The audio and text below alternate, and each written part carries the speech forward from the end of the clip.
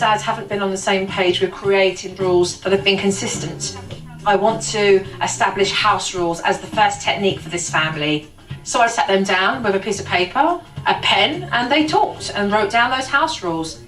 Once the family had established the house rules, it was time for them to sit the kids down and go through them. I asked Mum to do the honours because it's important that she executes these rules and shows authority. Be kind with your words. What does that mean, Jacob? Do not say bad words. Good job. I think they were all had really good positive attitudes about it and they understood them really well. Listen, what does that mean? If you say clean up our room, we should do it. Right. They were able to provide us with examples of each rule. They gave us hope that they really did understand what the rules were about. What do you guys think? Can you do it?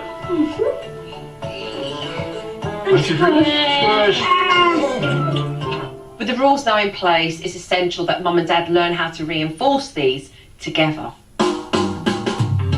Let's face it, Policeman Jones and Policeman Smith do need to take retirement.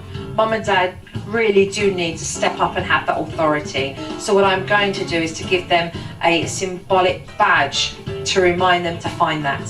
Holding that badge of authority every day will be a little reminder that this is what you are going to exercise when the children play up and break the house rules. We've not seen any from yourself, Shelby, and we've seen an authority that, let's say, has stepped over the line, really.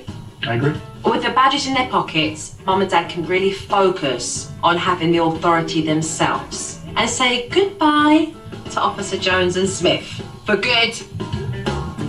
And when Jacob broke the house rule by taking a lollipop when he'd already been warned not to, it gave Mum a chance to discipline and prove herself. So, Jacob.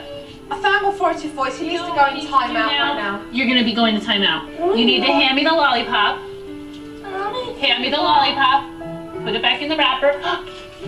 Okay. I don't like timeout. I want you to go down. I'm going to show you where timeout is. I'm not going to timeout. I can't lift you, Jake. You're too heavy. This is where you're going to go to timeout. No, you come back here where I put you. I could see Mum getting really fed up with this. Like, you know what, this just isn't going to work and I'm just going to give up. And I thought, she needs to get active so these kids know she is not messing around. Mum, come here please. Come here please. And I went upstairs and gave Mum a very firm talking to. Backbone, okay? None of this. I feel bad, like, I mean... How do you feel? I'm trying to do it, but I can't, just don't have it right on. I mean, because I'm not used to doing this. I'm really Find it. I know, but... Find it, okay? Find it. Woman to woman, find it. I know, I have to. Find it, pull it out from somewhere, because if you don't, that kid is going to walk all over you like he's been doing for years. Well, I know. Okay? None of the tears anymore. None of the I feel sorry for myself anymore. Get down there and show him who's boss. It hurt my feelings to hear that as a mother I have no backbone when I thought I did.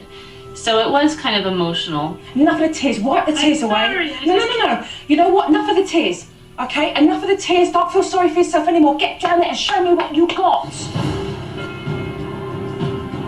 Jacob, I want you to sit properly on the stool now. No. And I will tell you when you're done. You need to take the shirt off, put it on your head, put it over your head, so I can see you. I am talking to you right now. All of a sudden she started to project her voice. And we saw a different Shelby. And so did Jacob. You sit here until you are done with your timeout. Do not kick me. Do not do that. Do you understand me? My talk with Mum, as harsh as it was, turned things around, because when she got tough with Jacob, discipline worked like a charm. It felt so good to actually use that backbone when I needed to. You stayed in timeout very well. Okay, Mommy's very proud of you. Joe has taught me that I can actually have that backbone I need. The authority that I had in my pocket, it was coming out. Now that the rules are being enforced at home and Mum and Dad are feeling more confident, I've got a more daunting task for them. They're going to take their show on the road. Look at this chart. I brought in this great big long chart with all these visual pictures of places where they can have fun and places where they need to be more reserved. The park. Is it the time and place to have fun and be goofy and silly or not? I can. Okay. Kids that play. I'll put that there. They knew all the answers. Restaurant. Do we goof around? Do we be all silly? No. Which Adam and I were shocked at. You did this extremely well. So today, what we are going to go to the library. Shelby and I looked at each other and we thought, but a library is the quietest place on earth. Okay, so Mum, just set up the expectation, okay? I was a little apprehensive about going to the library. Is this a time and place for play? No. I was so afraid that I was going to be embarrassed that my kids weren't going to behave and we weren't going to be able to control them. And Mum got so nervous. We'd only been there 5 minutes. And she was trying to shoo the kids out. Are you all done picking out? Because Josh isn't going to check them out. You're rushing, let's not rush. You're rushing in case they play out. But it turned out she didn't have anything to worry about. It was actually a surprise for Mum and Dad. They were like, oh, they really do know to behave themselves. Of course they do. They've just been allowed to get away with blue murder. You're being very quiet. I just feel that when Mum and Dad get used to recognising that the children will listen to them, they won't rush through every event.